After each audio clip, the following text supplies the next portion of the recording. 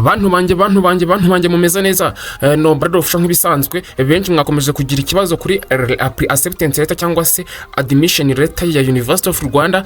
Nyuma yaho mukomeje kumamagara muri benshi cyane, mfashe umwanzuro wo kubakorera video mbasobanurira ibijyanye n'amafaranga, ese arasubizwa ntasubizwa, byose akora iki, ese bijyanye na provisionally admitted, ese kudownloadinga acceptance letter bigenda bite, link yo muri kuyibona hangaha ngiye kubera uko bigenda, link yo murahita muyibona hangaha ukuntu bigenda, ndetse n'ibindi byose bigiye bitandukanye ne ku bibazo bijyanye na University of Rwanda, amakosa tugomba kwirinda. Nje tugiye kubana no barero official nk'ibisanzwe nkuko nabafashije kuva muri application kuzagira mumaze kwinjira muri classe, muvuga ngo ngiyewe ninje muri classe kubera umuntu witwa Obarero official, nyeneye kuzamva ko none hivuga gutyo.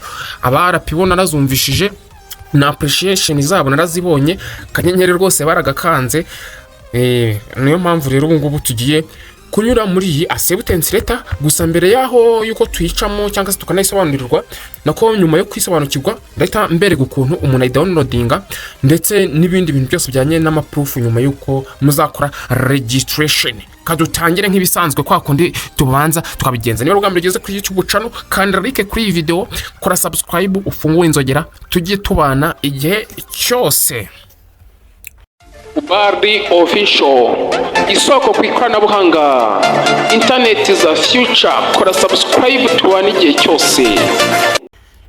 Nukuvuga ngo rero nkuko urabona hano hari logo ya University of Rwanda, tayikira avuga ngo ni acceptance letter. Umwaka hano n'uyu nguyu 2025-2026, itariki yatangiweho ni date of issues 2022, ubwo ni tariki 22 August, ubwo ni 2028 z'ukwa 8 nako na 5 z'ukwa 8.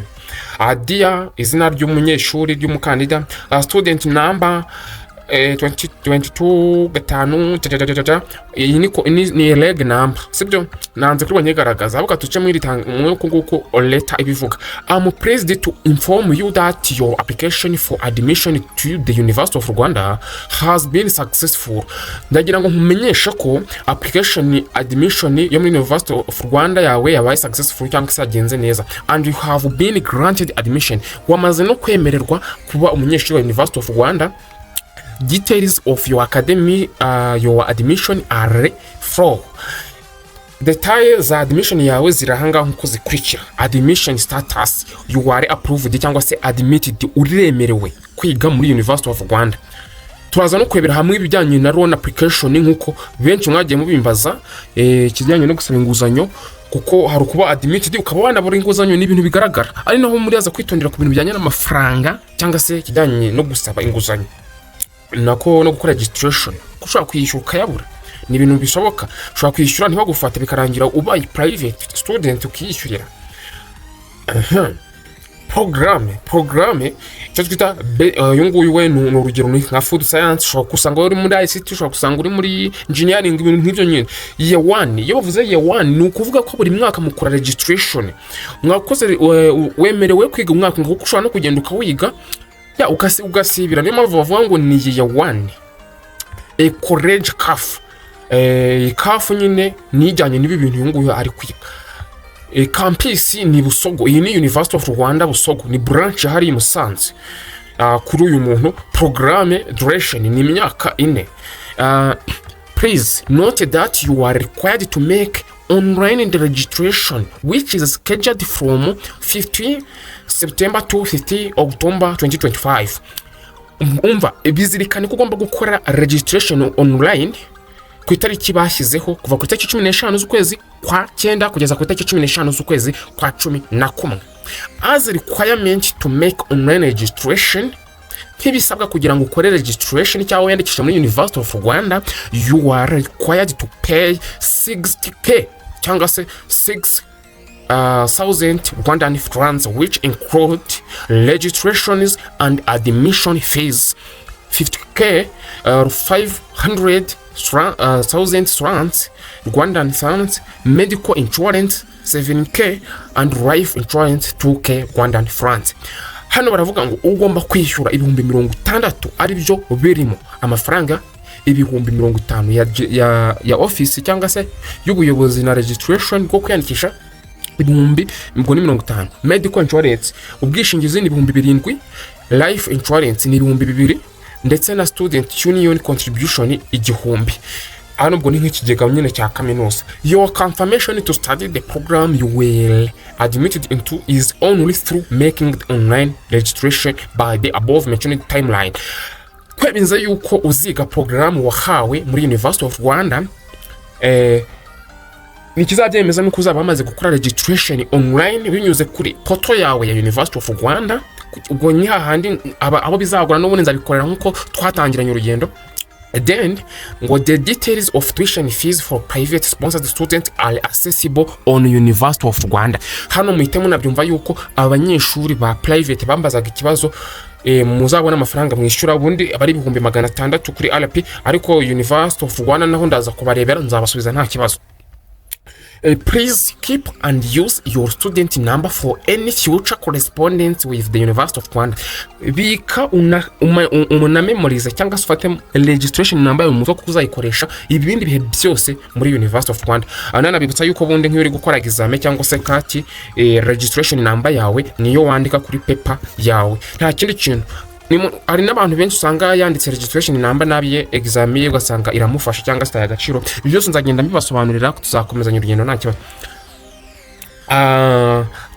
I take this opportunity to congratulate and wish you enriching experience at the University of Rwanda. Sincerely. Hano bari barimo barabashimira nyine kuba warabashije kuba baguhitamo. Ibi ngibi ni tugomba kuremenya nyine tu. Hano bavuze ngo ushobora kuverifya ukoresheje iyi registration number nyine urumva nayivanyeho cyangwa ugasikana ino QR code. Ibi ntago ari ngombwa. This document is electronically generated and was downloaded on. Ibi ntago ari ngombwa, ahubwo kadore ngiyi link nabahaye muri description ipininzemo mwebwe ushaka kugira ushaka kureba result urayifungura ugashyiramo result. Hano kambanze kirema aga password ugashyiramo result ukareba uyu ntabwo bamufashe, ariko kandebe undi oyari kumurimo nabameze nk'uri kugurisha amakuru y'abandi, ariko link ni yingi murasangaho muza kanze ndebe kanze mbaga screenshot ukuntu biba bimeze. Ukuntu biba bimeze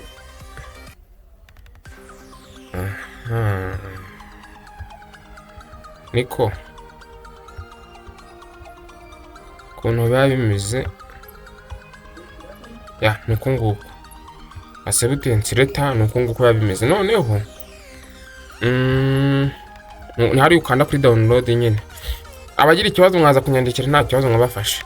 Noneho ikindi kibazo ngani mwagiye mugira ni ku banyeshuri bibaza igihe ngo bari bagize urujijo rwo kuvuga ngo University of Rwanda ngo izakora registration ku itariki 15 ngo nabakomeza. Oya, namwe murabibona ko ingiye no umuntu abaye admitted mbasomeye leta mubyumva ndayibasobanurira, kandi mujye mwirinda abantu babagenda bababeshya ngo registration itatangiye, namwe mufite ubushobozi bwo kwirebera website ya University of Rwanda mukabyikorera. Ikindi bazo ariko mujye mubibaza muri comment. Ubwo urundi rujijo nshaka guhita nkuraho hano ubwo ni iki kibazo ra kumva wagira ngo ndabyibagiwe ko numva wagira ngo ndabyibagiwe. Aha, kindi kubijyanye na belt cyangwa se nako na HEC mugomba mukwe kubanza mugategereza HEC igatanga itangazo cyangwa se gasohora nyine announcement ivuga ngo mukwiye gusaba inguzanyo ku banyeshuri babaye admitted muri University of Rwanda. Igihe cyose HEC itaratangaza iryo tangazo buretse kwishyura amafaranga ngo kuri registration. Ikindi aya mafaranga 30,000 yishyuye ya registration nta kwisubiraho nyuma ngo urayagaruza nkuko muzi ko mwishyuraga 5,000. Aya ngano imaze kwishyura bita biba already done ku mugani yamvugo yanyu. Gusa hano biba byarangiye, niyo wakasaba muri HEC ubwo katubare registration ukayica cyako application ukayica muri HEC ntibagufate. Aya 30,000 ntabwo bisubizwa, ni non-refundable money niko ubwo umuntu yabyita. Yeah, so nicyo nagira ngo numva nifiteho ikijyanye na private, ndaza kubashakira amakuru y'ukuntu namwe mwazaba abanyeshuri. So mugire umunsi mwiza, Imana ibarinde ibezeshe ibyo mu musaba byose, beze rwose nta kibazo. Twabanaga Ubalde official, God bless you. Ubalde official, isoko ku ikoranabuhanga, internet za future. Kora subscribe tubane igihe cyose.